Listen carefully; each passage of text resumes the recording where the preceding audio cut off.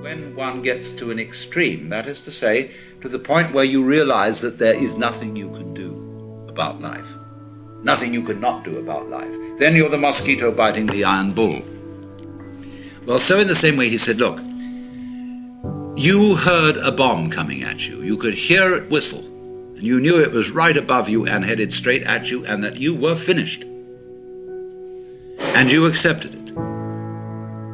And suddenly, there was this strange feeling that everything is absolutely clear. You suddenly see that there isn't a grain of dust in the whole universe that's in the wrong place. That you understand completely, absolutely, totally what it's all about.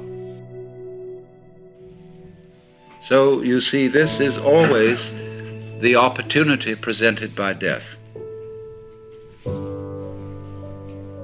That if one can go into death with eyes open and have somebody help you, if necessary, to give up before you die,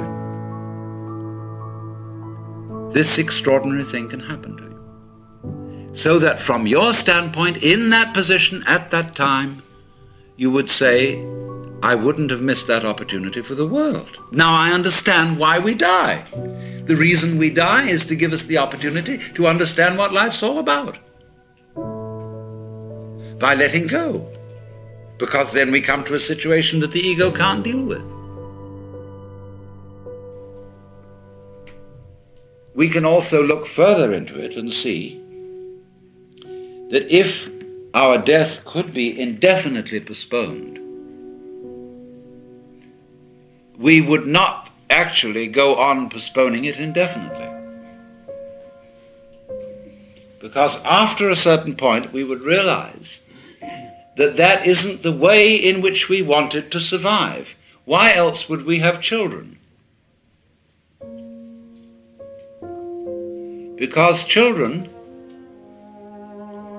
arrange for us to survive in another way. By, as it were, passing on a torch, so that you don't have to carry it all the time.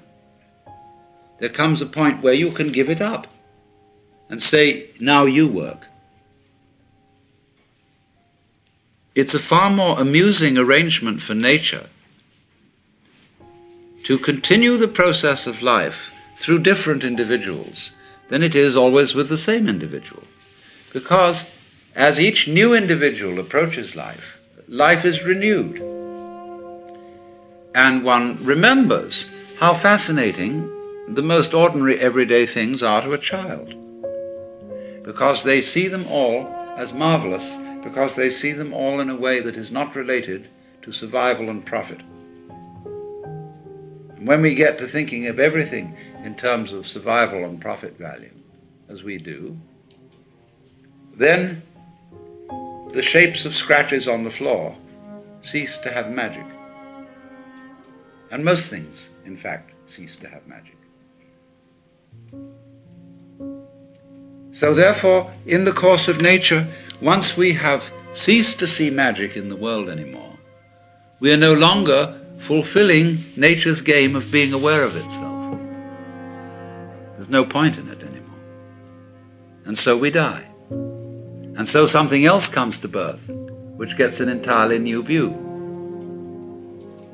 And so nature's self-awareness is a game worth the candle.